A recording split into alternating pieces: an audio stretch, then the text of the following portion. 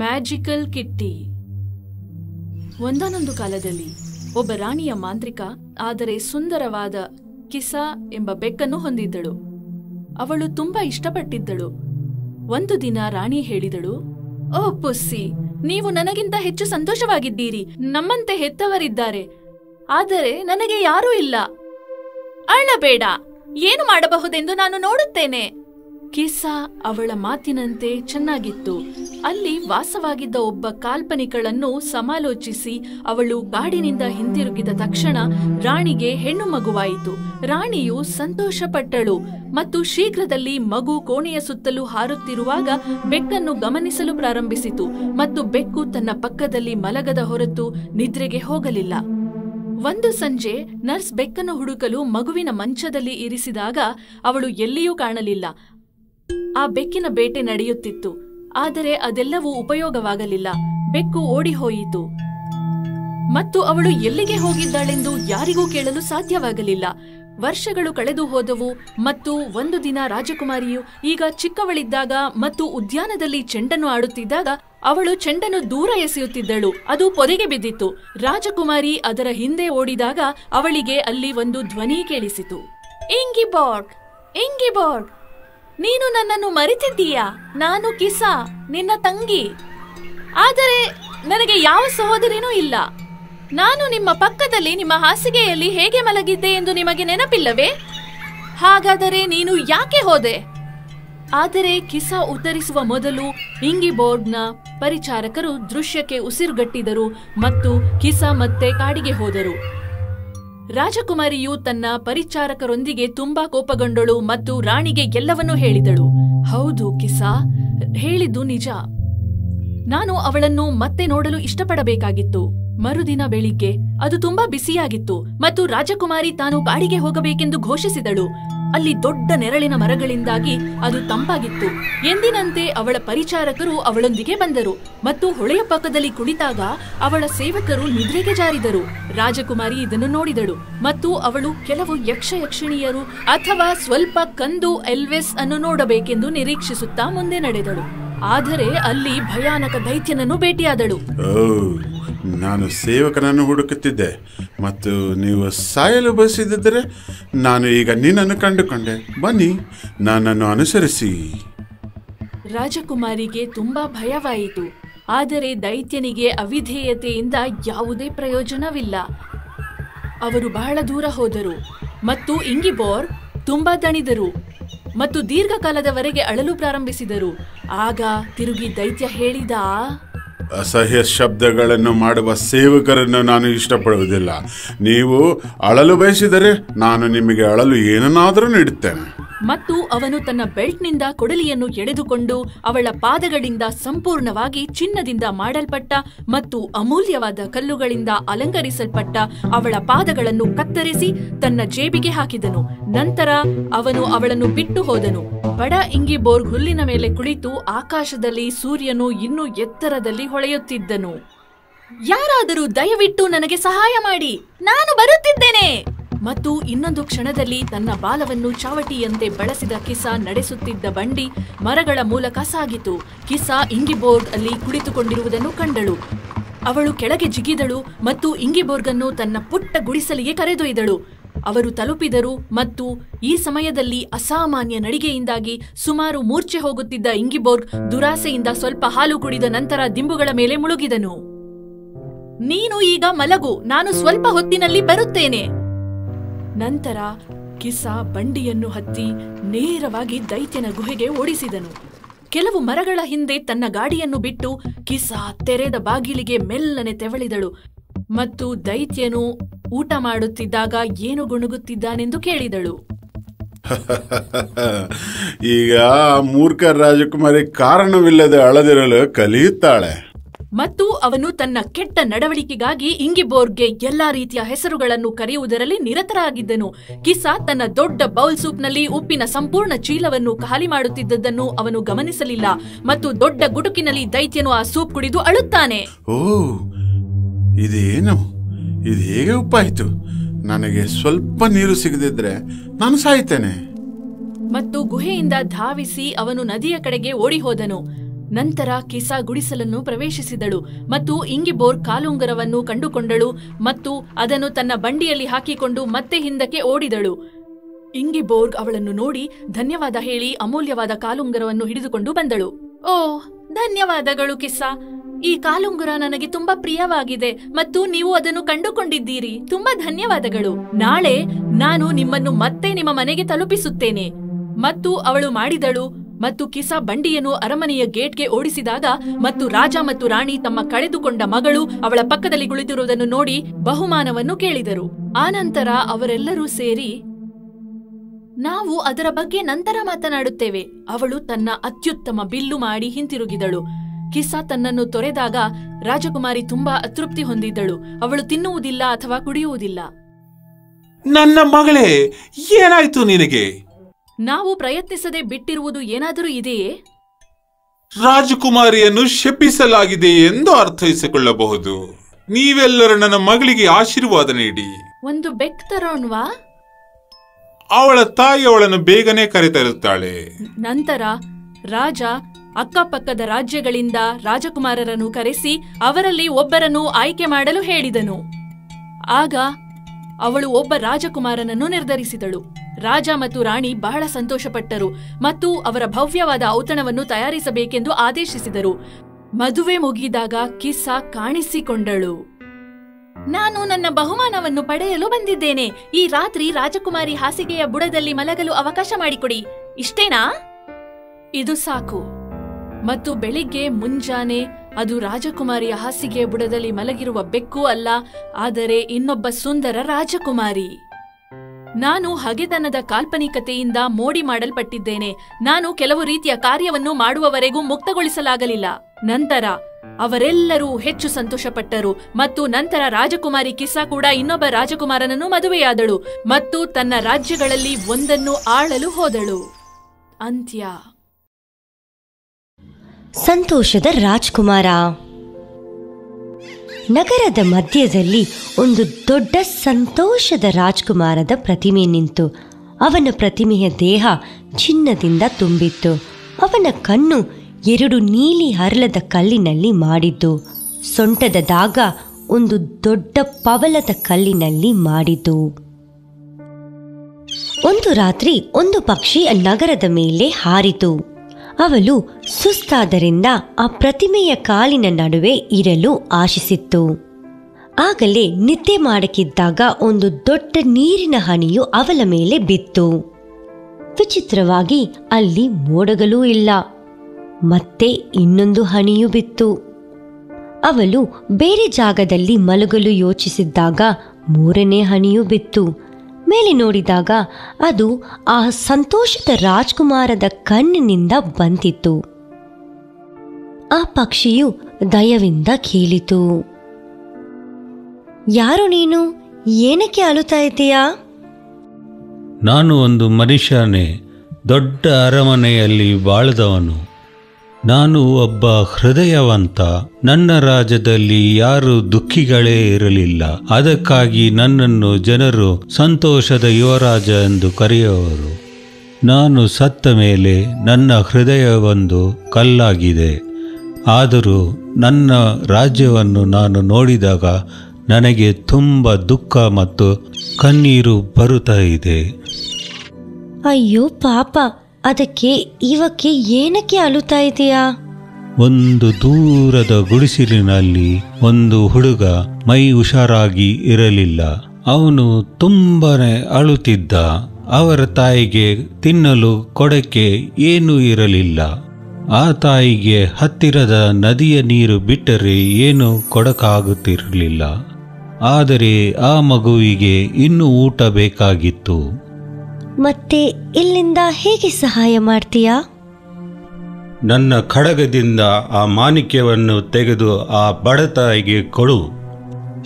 ಆ ಚಿಕ್ಕ ಪಕ್ಷಿಯು ರಾಜ್ಕುಮಾರ ಹೇಳಿದಂಗೆ ಆ ದರ್ಜಿಯ ಮನೆಗೆ ಹೋಗಿ ಆ ಪವಲವನ್ನು ಮೇಜೆಯ ಮೇಲೆ ಇಟ್ಟು ಮತ್ತೆ ಆ ಹುಡುಗನತ್ರ ಹೋಗಿ ಗಾಳಿಯನ್ನು ಬೀಸಿ ಕಾಯಿಲೆಯನ್ನು ಕಡಿಮೆ ಮಾಡಿ ಹಿಂತಿರುಗಿತು. ಎಬ್ಬಿಸಿದ ಆ ಬಡವ ತಾಯಿ ಆ ಪವಲವನ್ನು ಅವಳ ಕೈಯಿನಲ್ಲಿ ನೋಡಿ ಇಬ್ಬರು ತುಂಬನೇ ಸಂತೋಷಪಟ್ಟರು. ಹಿಂತಿರುಗಿದ ಆ ಪಕ್ಷಿಯನ್ನು ನೋಡಿ ಆ ರಾಜ್ಕುಮಾರ ಹೇಳಿದ, ನಾನು ಒಂದು ಕವಿಯನ್ನು ನೋಡಿದೆ. ಅವನು ಜ್ವರದಲ್ಲಿ ನರಳುತ್ತಿದ್ದನು ಮತ್ತು ಹಸಿವಿನಲ್ಲಿ ಇದ್ದನು. ಆದರೂ ಅವನು ಬರೆಯುವುದನ್ನು ಬಿಟ್ಟಿಲ್ಲ. ಅದೇ ಅವನಿಗೆ ಆದಾಯವಾಗಿತ್ತು. ಪ್ರೀತಿಯ ಸ್ವಾಲು, ನನ್ನ ಕಣ್ಣಿನ ರತ್ನವನ್ನು ತೆಗೆದು ಅವನಿಗೆ ಕೊಡುತ್ತೀಯಾ? ಇಲ್ಲ ರಾಜ್ಕುಮಾರ, ನಾನಂಗ್ ಮಾಡಲ್ಲ. ಇದು ನನ್ನ ಆಜ್ಞೆ ಸ್ವಾಲು. ಆ ಪಕ್ಷಿಯು ಆ ರಾಜ್ಕುಮಾರ ಮಾತನ್ನು ಇಷ್ಟವಿಲ್ಲದೆ ಕೇಳಿ ಆ ನೀಲಿ ಕಣ್ಣನ್ನು ತಗೊಂಡು ಹೋಗಿತು. ಮತ್ತೊಮ್ಮೆ ಆ ಪಕ್ಷಿಯು ಇನ್ನೊಬ್ಬರ ಬಡವರ ಜೀವನ ಮೇಲೆ ಹಾರಿತು. ಅಲ್ಲಿ ಹೋಗಿ ಆ ಬರಹಗಾರ ಮೇಜೆಯ ಮೇಲೆ ಆ ಕಲ್ಲನ್ನು ಇಟ್ಟಿ ಅವನನ್ನು ನೋಡಿತು. ನೋಡಿದಾಗ ಆ ಬರೆಗಾರ ಅಲ್ಲಿ ಹಸುವಿನಲ್ಲಿ ಮತ್ತು ಚಳಿಯಲ್ಲಿ ಅಲ್ಲೇ ಬಿದ್ದಿದ್ದ. ಒಮ್ಮೆ ಆ ಪಕ್ಷಿಯು ಕಡ್ಡಿಗಳನ್ನು ಸೇರಿಸಿ ಅಲ್ಲಿ ಬೆಂಕಿಯನ್ನು ಹೊಳಿಸಿತ್ತು. ಅಲ್ಲಿಂದ ಹಾರಿ ಹೋದಾಗ ಆ ಬೆಂಕಿಯ ಬೆಚ್ಚಿಗೆ ಅವನು ಅಲ್ಲಿಂದ ಮೆಲ್ಲನೆ ಎದ್ದ. ಮೇಜೆಯ ಮೇಲೆ ಆ ನೀಲಿ ಕಲ್ಲನ್ನು ನೋಡಿದ ಆ ಬರೆಗಾರ ತುಂಬಾ ಸಂತೋಷದಿಂದ ದೇವನನ್ನು ಧನ್ಯವಾದಿಸಿದ. ಆ ಪಕ್ಷಿಯು ಬಂದಾಗ ಆ ರಾಜ್ಕುಮಾರ ಮತ್ತೆ ಹೇಳಿದ, ನಾನು ಒಂದು ಪೆಟ್ಟಿಗೆ ಮಾರುವ ಪುಟ್ಟ ಹುಡುಗಿಯನ್ನು ನೋಡಿದೆನು. ಎಲ್ಲ ಪೆಟ್ಟಿಗೆಗಳು ನೀರಿನಲ್ಲಿ ಬಿದ್ದವು. ಹಣವಿಲ್ಲದೆ ಮನೆಗೆ ಹೋದರೆ ತನ್ನನ್ನು ಎಲ್ಲಿ ಅವರ ತಂದೆ ಹೊಡೆಯುವರೋ ಎಂದು ಭಯಪಟ್ಟಳು. ಆದ್ರೆ ಅವಳಕ್ಕೆ ಕೊಡಕ್ಕೆ ಏನು ಉಳಿದಿಲ್ಲ. ಪ್ರೀತಿಯ ಸ್ವಾಲು, ನನ್ನ ಇನ್ನೊಂದು ಕಣ್ಣನ್ನು ಎತ್ತಿ ಆ ಪೆಟ್ಟಿ ಮಾರುವ ಹುಡುಗಿಗೆ ಕೊಟ್ಟು ಬಿಡು. ಇಲ್ಲ ರಾಜ್ಕುಮಾರ, ನಾನಂಗ್ ಮಾಡೋದೇ ಇಲ್ಲ. ಇನ್ನೊಂದು ನೀಲಿ ಕಣ್ಣು ತಗೊಂಡ್ರೆ ನೀನು ಕುರುಡನಾಗ್ಬಿಡುತ್ತೀಯ. ಸ್ವಾಲು, ನಿನ್ನನ್ನು ಬೇಡಿಕೊಳ್ಳುತ್ತೇನೆ. ಇದೇ ನನ್ನ ಕೊನೆಯ ಸಹಾಯ ಯಾರಿಗಾದರೂ. ಇದಾದ ಮೇಲೆ ನಾನು ನಿನ್ನನ್ನು ತೊಂದರೆ ಮಾಡುವುದಿಲ್ಲ. ನಿನ್ನ ದಾರಿಯನ್ನು ನೀನು ನೋಡಿಕೋ. ಆ ಪಕ್ಷಿಯು ಆ ರಾಜ್ಕುಮಾರ ಹೇಳಿದಂಗೆ ಇಷ್ಟವಿಲ್ಲದೆ ಇನ್ನೊಂದು ಕಣ್ಣನ್ನು ಕಿತ್ತಿತ್ತು. ಇದರಿಂದ ಆ ಸಂತೋಷ ರಾಜ್ಕುಮಾರ ಸಂಪೂರ್ಣ ಕುರುಡನಾದ. ಅಂತಿಮವಾಗಿ ಆ ಪಕ್ಷಿಯು ಆ ರಾಜ್ಕುಮಾರ ಕಣ್ಣನ್ನು ತಗೊಂಡು ಆ ಚಿಕ್ಕ ಹುಡುಗಿ ಹತ್ರ ಹೋಗಿ ಅವಳ ಕೈಯಿನ ಮೇಲೆ ಅದನ್ನು ಇಟ್ಟು ಮತ್ತೆ ಹಾರಿ ಬಂದು ಆ ರಾಜ್ಕುಮಾರನ ಹತ್ರ ಹೇಳಿದಳು, ನಾನು ಇನ್ನು ಇಲ್ಲೇ ಇರುತ್ತೀನಿ ರಾಜ್ಕುಮಾರ.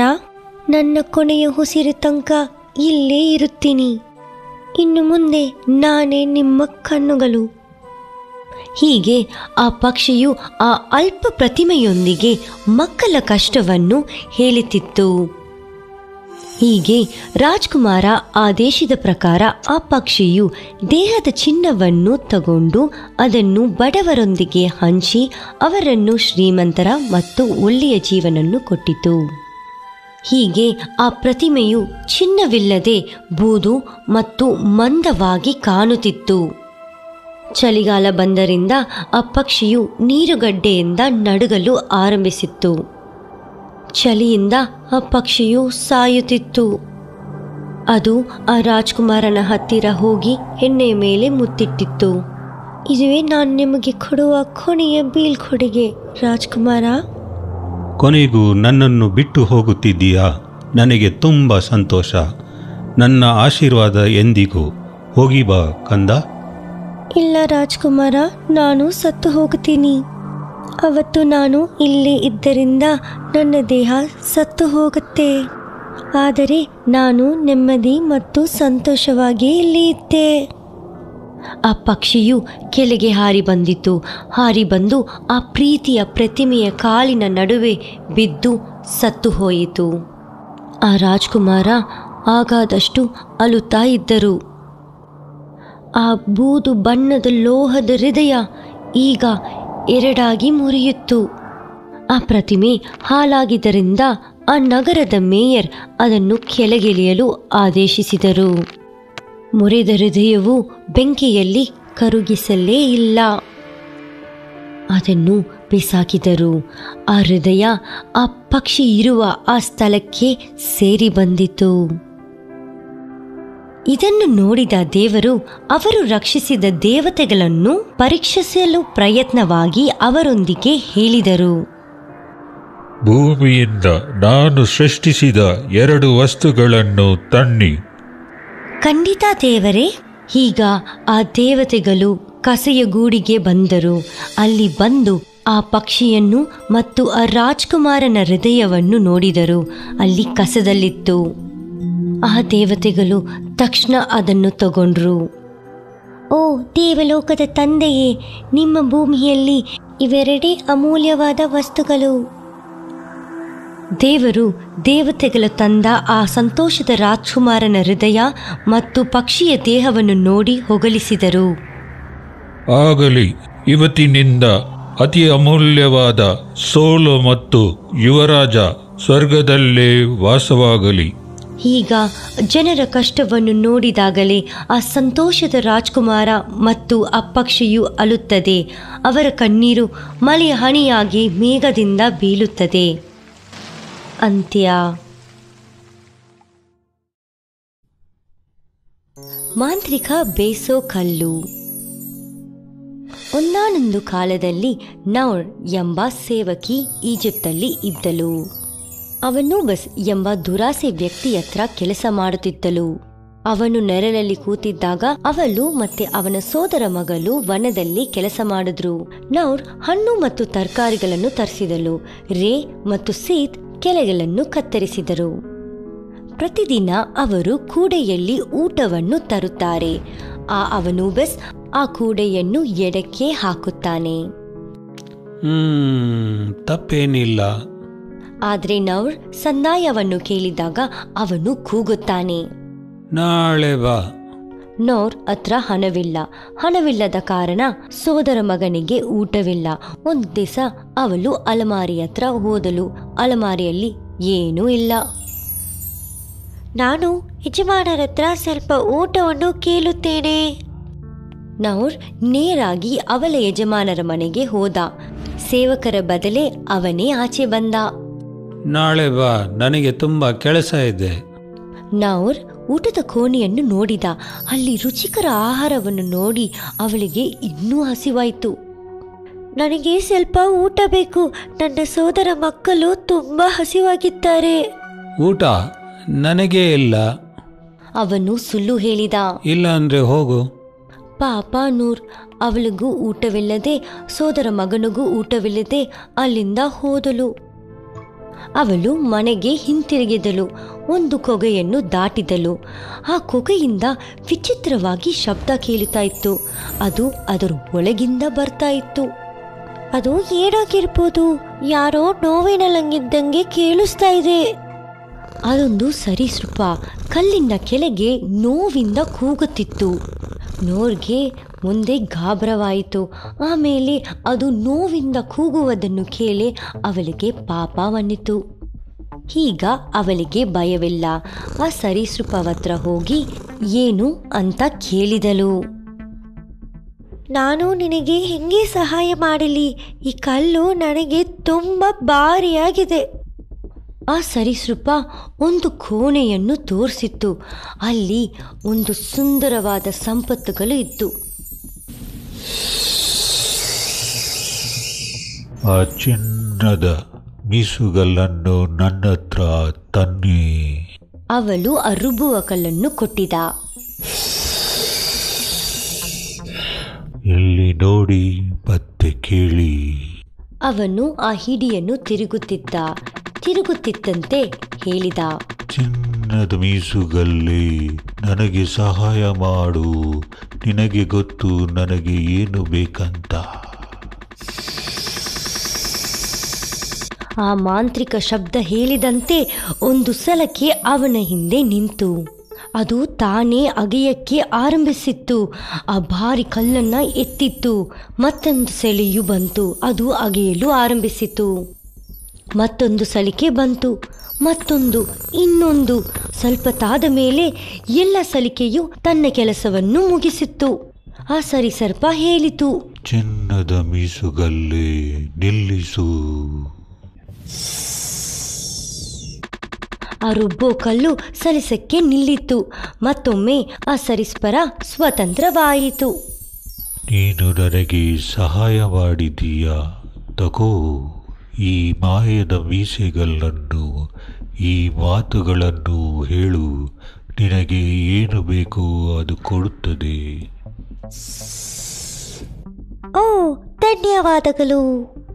ಆ ಸರಿಸ್ಪರ ನೌರ್ಗೆ ಬೀಳ್ಕೊಡುಗೆಯನ್ನು ಕೊಟ್ಟಿತ್ತು. ಈ ಮಾತುಗಳನ್ನು ಮರೆತರೆ ಮಾಯೆಗಲ್ಲು ನಿಲ್ಲುವುದಿಲ್ಲ. ಪ್ರತಿ ಸತಿ ಅದೇ ಮಾತುಗಳನ್ನು ಹೇಳಬೇಕು. ನಾನು ಅದನ್ನು ಮರೆಯಲ್ಲ. ಅವಳು ಆ ಮಾಂತ್ರಿಕ ರುಬ್ಬೋ ಕಲ್ಲನ್ನು ತನ್ನ ಸೋದರ ಮಗನಿಗೆ ತೋರಿಸಲು ಓಡಿ ಬಂದಳು. ಆದರೆ ಅವರು ಅದನ್ನು ನೋಡಿ ಸಂತೋಷಪಟ್ಟಿಲ್ಲ. ನಮ್ಮ ಊಟ ಎಲ್ಲಿ ಚಿಕ್ಕಮ್ಮ ನೌರ್? ಕೇಳಿ, ನಮಗೆ ಊಟ ಸಿಗುತ್ತೆ. ನೌರ್ ಇಡಿಯನ್ನು ತಿರುಗಿಸಲು ಆರಂಭಿಸಿದಳು. ಚಿನ್ನದ ರುಬ್ಬು ಕಲ್ಲು, ನನಗೆ ಸಹಾಯ ಮಾಡು. ನನಗೆ ಏನು ಬೇಕು ಅಂತ ನಿನಗೆ ಗೊತ್ತಿದೆ. ತಕ್ಷಣವೇ ಮೇಜೆಯ ಮೇಲೆ ತರುಕಿ, ಹ್ಯಾಮ್, ಆಲೂಗಡ್ಡೆ, ಬಟಾಣಿ, ಕ್ಯಾರೆಟ್, ಹಣ್ಣುಗಳು ಮತ್ತೆ ಚೀಸ್, ಹಾಲು ಮತ್ತೆ ಬ್ರೆಡ್ ಅಲ್ಲಿ ತುಂಬಿತು. ಮತ್ತೆ ನೌರ್ ಹೇಳಿದಳು, ಚಿನ್ನದ ರುಬ್ಬು ಕಲ್ಲು ನಿಲ್ಲಿಸು ಮತ್ತು ತಡಿ. ಆ ಮಾಂತ್ರಿಕ ಕಲ್ಲು ರುಬ್ಬೋದನ್ನು ನಿಲ್ಲಿತು. ಮತ್ತೆ ರಾ ಹೇಳಿದ, ಓ ಚಿಕ್ಕಮ್ಮ, ಹೊಸ ಬಟ್ಟೆಯನ್ನು ಕೇಳೋಣ. ಈಗ ನೌರ್ ಆ ಮಾಂತ್ರಿಕ ಶಬ್ದವನ್ನು ಹೇಳಿದ. ತಕ್ಷಣವೇ ಅವರು ಹೊಸ ಬಟ್ಟೆಗಳಿಂದ ತಯಾರಾದರು. ಮತ್ತೆ ಸೆತ್ ಹೇಳಿದಳು, ಹೊಸ ಮಂಜನ್ನು ಕೇಳಬಹುದು. ಮತ್ತೊಮ್ಮೆ ನೌರ್ ಆ ಹಿಡಿಯನ್ನು ತಿರುಗಿಸಿ ಆ ಮಾಂತ್ರಿಕ ಶಬ್ದವನ್ನು ಹೇಳಿದಾಗ ಆ ರುಬ್ಬೋ ಕಲ್ಲು ಅವರಿಗೆ ಒಂದು ಸುಂದರವಾದ ಮೇಜೆಯನ್ನು ಕೊಟ್ಟಿತ್ತು. ಇಬ್ಬರು ಕೂಗಿದರು, ನಾವು ಶ್ರೀಮಂತರು. ಅವರು ಆ ಹೊಸ ಮಂಜಿನ ಮೇಲೆ ಕುಣಿತಾ ಇದ್ದರು. ನೆನಪಿಟ್ಕೋ, ಈ ಮಾಯದ ಶಬ್ದವನ್ನು ಯಾರಿಗೂ ಹೇಳಬೇಡ. ಮಾರನೇ ದಿನ ನೌರ್ ಮತ್ತೆ ಸೋದರ ಮಕ್ಕಳು ಅನೂಬಸಿನ ವನಕ್ಕೆ ಕೆಲಸಕ್ಕೆ ಹೋಗಲಿಲ್ಲ. ನೌರ್ ಮನೆಯಲ್ಲೇ ಕೆಲವು ಹೂಗಳನ್ನು ನೆಡೆಸಿದ್ದಳು. ಸೆತ್ ಮತ್ತೆ ರಾ ಮೀನನ್ನು ಹಿಡಿಯಲು ಹೋದರು. ಅನೂಬಸ್ ನೌರ್ ಮತ್ತೆ ಅವಳ ಸೋದರ ಮಗಳು ಕೆಲಸಕ್ಕೆ ಅವತ್ತು ಏನಕ್ಕೆ ಬಂದಿಲ್ಲ ಅಂತ ನೋಡಕ್ಕೆ ಮನೆಗೆ ಬಂದನು. ಅಲ್ಲಿ ತನ್ನ ವಸ್ತುಗಳನ್ನು ನೋಡಿ ಆಶ್ಚರ್ಯಪಟ್ಟ. ಮತ್ತೆ ಆಶ್ಚರ್ಯದಲ್ಲಿ ಕೂಗಿದ, ಇದೆಲ್ಲ ಎಲ್ಲಿ ಸಿಕ್ತು? ಇದೆಲ್ಲ ನಿನದ? ಅದು ರಹಸ್ಯ, ನಾನು ನಿನಗೆ ಹೇಳಲ್ಲ. ನೀನು ನನಗೆ ಹೇಳದಿದ್ದರೆ ನಾನು ಮಹಾರಾಜರ ಬಳಿ ಹೋಗುತ್ತೇನೆ. ಕಳ್ಳತನಕ್ಕಾಗಿ ನಿನ್ನನ್ನು ಸೆರೆಯಲಾಕುತ್ತಾರೆ. ನೌರ್ ಆ ರುಬ್ಬೋ ಕಲ್ಲನ್ನು ಅವನಿಗೆ ತೋರಿಸಿದ. ನಾನು ಕಳ್ಳತನ ಮಾಡಿಲ್ಲ. ಈ ರುಬ್ಬೋ ಕಲ್ಲು ನನಗೆ ಏನು ಬೇಕಾದ್ರೂ ಕೊಡುತ್ತೆ. ಆ ಯಜಮಾನ ಅನುಬಸ್ ಅವಳಿಂದ ಅದನ್ನು ಕಿತ್ತುಕೊಂಡ. ಅದನ್ನು ನಾನು ನೋಡಿಕೊಳ್ಳುತ್ತೇನೆ.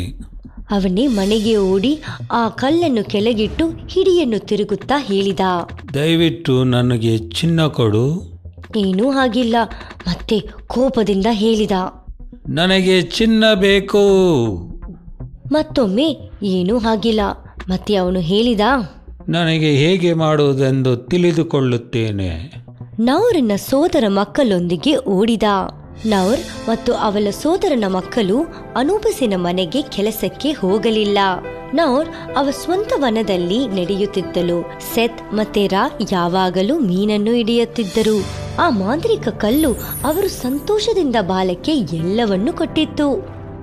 ಅನೂಬಸ್ ಸೆತ್ ಮತ್ತೆ ರಾ ಮೀನನ್ನು ಹಿಡಿಯುವುದನ್ನು ನೋಡಿದಾನೆ. ಗೆಳೆಯರೇ, ನಿಮ್ಮ ಹತ್ರ ಒಂದು ಮಾಯದ ಮೀಸೆಗಲ್ಲು ಇದೆ ಅಂದ್ರು. ಅದು ಹೆಂಗೆ ಕೆಲಸ ಮಾಡುತ್ತೆ ಹೇಳಿ? ನಾನು ಅದನ್ನು ನೋಡಬಹುದಾ? ಅದು ತುಂಬಾ ಸುಲಭ. ಇದನ್ನು ಹೇಳು, ಚಿನ್ನದ ಮೀಸಲುಗಲ್ಲೇ, ದಯವಿಟ್ಟು ನನಗೆ ಸಹಾಯ ಮಾಡು. ನಿನಗೆ ಗೊತ್ತು ನನಗೆ ಏನು ಬೇಕಂತ. ಸೆತ್ ಅವನ ತಮ್ಮನನ್ನು ಇರಿಗಿ ಮೆಲ್ಲನೆ ಹೇಳಿದ, ಅದು ರಹಸ್ಯ. ಮತ್ತೆ ರಾ ಏನೂ ಹೇಳಿಲ್ಲ. ಓ ಹೌದಾ? ಈಗ ಆ ಕಲ್ಲು ಹೇಗೆ ಕೆಲಸ ಮಾಡುವುದನ್ನು ತಿಳಿದಿದ್ದ ಅವನು ತನ್ನ ದೋಣಿಯಲ್ಲಿ ಹಲ್ಲಿಯಿಂದ ದೂರ ತನ್ನ ಮಾಂತ್ರಿಕ ಕಲ್ಲನ್ನು ತಗೊಂಡು ಹೋದ. ಇದನ್ನು ಪ್ರಯತ್ನ ಮಾಡಲು ತಡೆಯಕ್ಕಾಗದೆ ಅವನು ಆ ಇಡಿಯನ್ನು ಕಡಲಿನ ಮೇಲೆ ತಿರುಗಲು ಆರಂಭಿಸಿದ. ಮೊದಲು ಪರೀಕ್ಷೆ ಮಾಡಿ ನೋಡೋಣ. ಸ್ವಲ್ಪ ಉಪ್ಪು ಕೊಡುತ್ತದ ಅಂತ ಕೇಳಿ ನೋಡ್ತೀನಿ. ಅವನ ದುರಾಸೆ ಧ್ವನಿಯಲ್ಲಿ ಹೇಳಿದ, ಚಿನ್ನದ ಮೀಸೆಗಲ್ಲೇ, ದಯವಿಟ್ಟು ನನಗೆ ಸಹಾಯ ಮಾಡು. ನಿನಗೆ ಗೊತ್ತು ನನಗೆ ಏನು ಬೇಕಂತ. ಕೂಡಲೇ ಆ ಕಲ್ಲು ಉಪ್ಪನ್ನು ಕೊಡಲು ಆರಂಭಿಸಿತು. ಮತ್ತೆ ಕೊಟ್ಟಿತ್ತು. ಇವಾಗ ಅವನ ದೋಣಿಯ ತುಂಬ ಭಾರಿಯಾಗಿ ಉಪ್ಪು ತುಂಬಿತ್ತು. ಇದನ್ನು ನೋಡಿದ ಅವನು ಕೂಗಿದ, ನಿಲ್ಲಿಸು, ನಿಲ್ಲಿಸು, ಮೀಸುಗಲ್ಲೇ, ದಯವಿಟ್ಟು ನಿಲ್ಲಿಸು. ಆದರೆ ಅವನಿಗೆ ಮಾಯದ ಶಬ್ದ ಗೊತ್ತಿಲ್ಲ. ಆ ಕಲ್ಲು ರುಬ್ಬದನ್ನು ನಿಲ್ಲಲೇ ಇಲ್ಲ. ಕೂಡಲೇ ಆ ದೋಣಿ ಉಪ್ಪಿನ ಭಾರದಿಂದ ಮುಳುಗಲು ಆರಂಭಿಸಿತ್ತು. ತಕ್ಷಣವೇ ಆ ದೋಣಿ ಮತ್ತೆ ಅನೂಬಸ್ ನೀರಲ್ಲಿ ಮುಳುಗಿದರು. ನಿಮಗೆ ಗೊತ್ತಾ ಮಕ್ಕಳೇ, ಆ ಮಾಂತ್ರಿಕ ಕಲ್ಲು ಈವಾಗಲೂ ರುಬ್ಬೋದನ್ನು ನಿಲ್ಲಿಸಲೇ ಇಲ್ಲ. ಆದ್ದರಿಂದ ಆ ಕಡಲಿನ ನೀರು ಈವಾಗಲೂ ಉಪ್ಪಾಗೇ ಇದೆ. ಅಂತ್ಯ.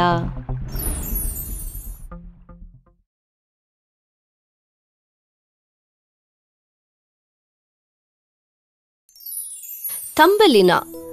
ಒಂದಾನೊಂದು ಕಾಲದಲ್ಲಿ ಒಬ್ಬ ಹೆಂಗಸು ಪುಟ್ಟ ಮಗುವನ್ನು ಪಡೆಯಲು ಹಾತೊರೆಯುತ್ತಿದ್ದಳು ಮತ್ತು ಅವಳು ಅದು ಎಲ್ಲಿ ಸಿಗುತ್ತದೆ ಎಂದು ಕಾಯುತ್ತಿದ್ದಳು. ಅದಕ್ಕಾಗಿ ಅವಳು ವಯಸ್ಸಾದ ಮಾಟಗಾತಿಯ ಬಳಿ ಹೋದಳು ಮತ್ತು ಹೇಳಿದಳು, ನಾನು ಮನ್ಸು ಮಾಡಿದ್ದೀನಿ ಒಂದು ಪುಟ್ಟದಾದ ಮಗು ಇಟ್ಕೊಳ್ಳೋದಿಕ್ಕೆ ಅಂತ.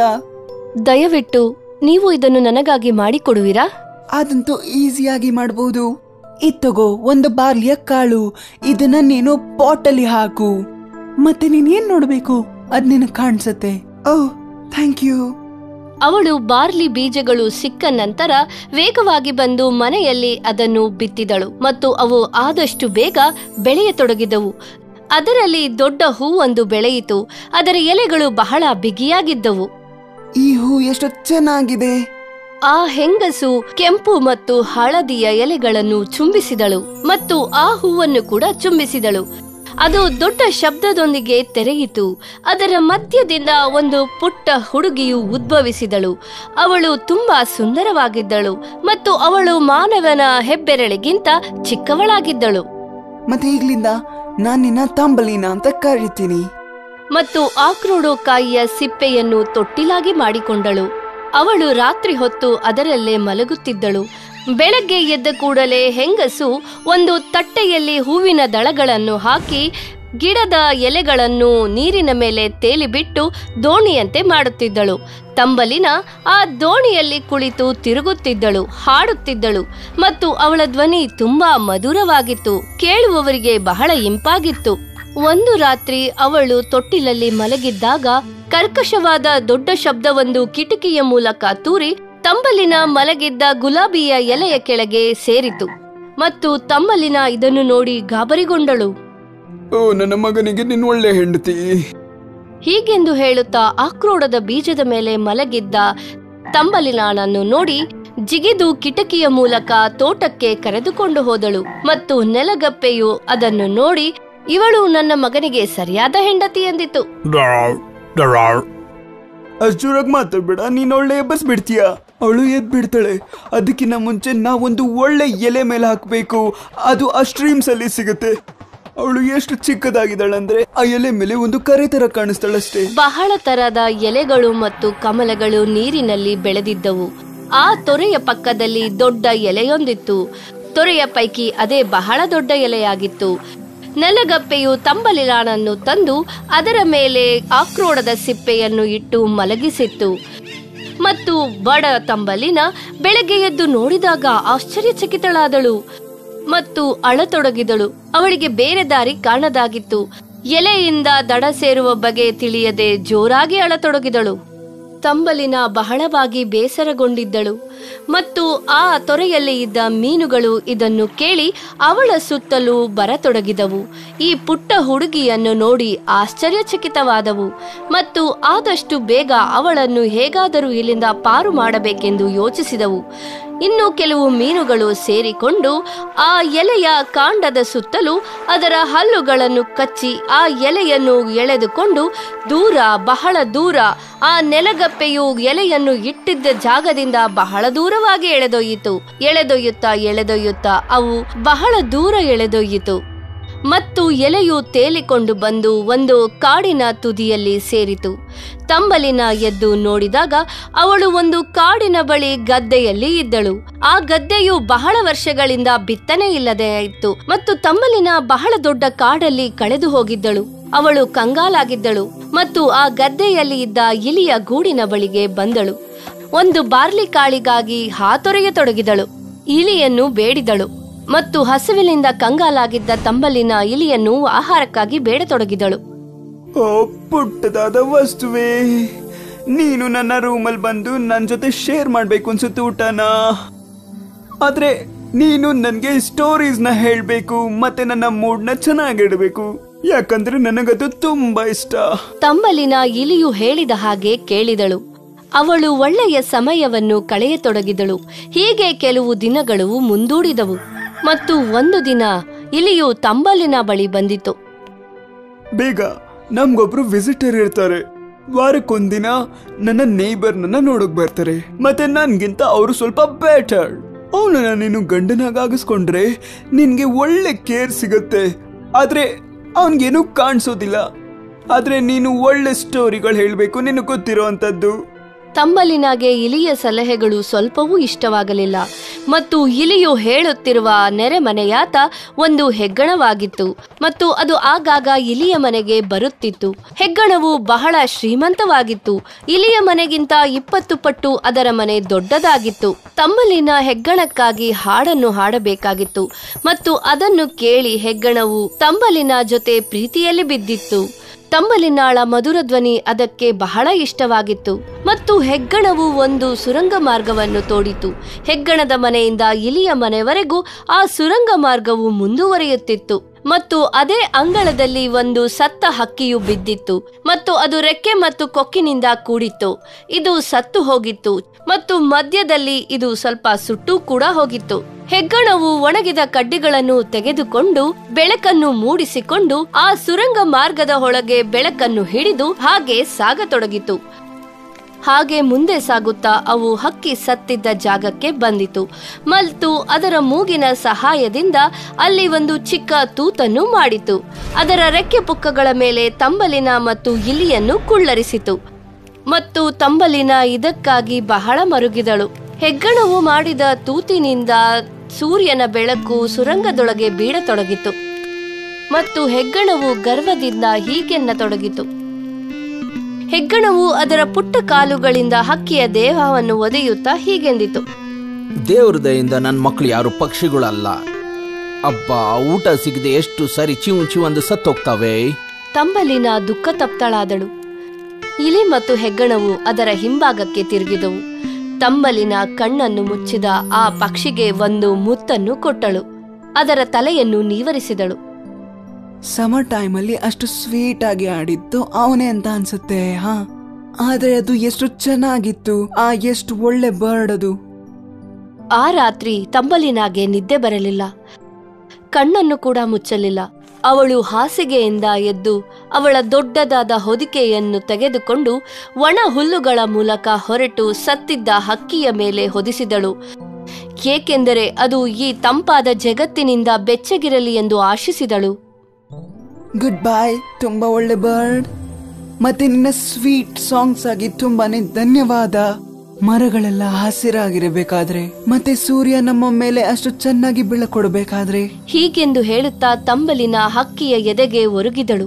ಅವಳಿಗೆ ಅಲ್ಲೊಂದು ಅನುಭವವಾಯಿತು. ಹಕ್ಕಿಯ ಹೃದಯವು ಇನ್ನೂ ಬಡಿತಗೊಳ್ಳುತ್ತಿತ್ತು ಮತ್ತು ಅದನ್ನು ಕೇಳಿದ ತಂಬಲಿನಾಗೆ ಬಹಳ ಖುಷಿಯಾಯಿತು.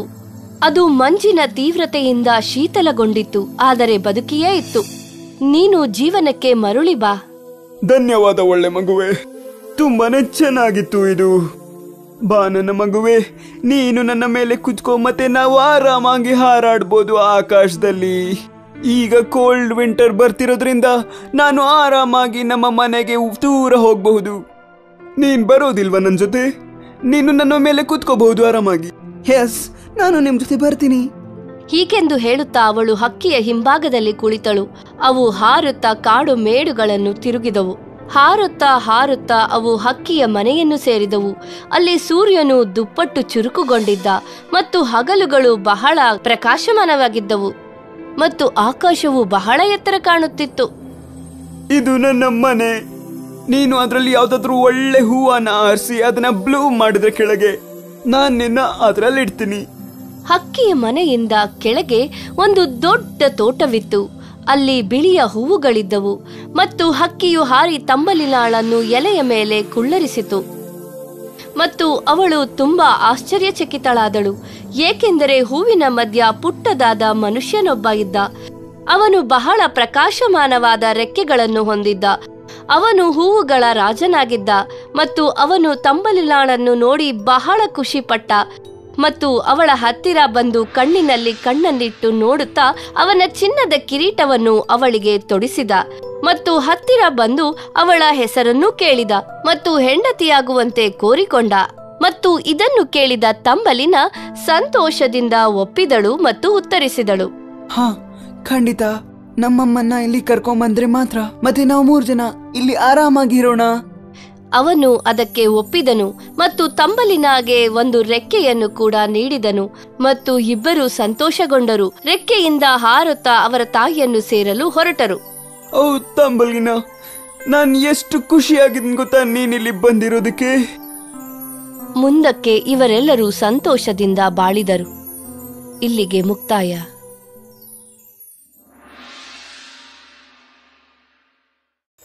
ಗುಲಾಬಿ ರಾಜ್ಕುಮಾರಿ ಮತ್ತು ಚಿನ್ನದ ಹಕ್ಕಿ. ತುಂಬಾ ವರ್ಷಗಳ ಹಿಂದೆ ಒಂದು ದೂರದ ರಾಜ್ಯದಲ್ಲಿ ಒಬ್ಬ ಸುಂದರವಾದ ರಾಜ್ಕುಮಾರಿ ಇದ್ದಳು.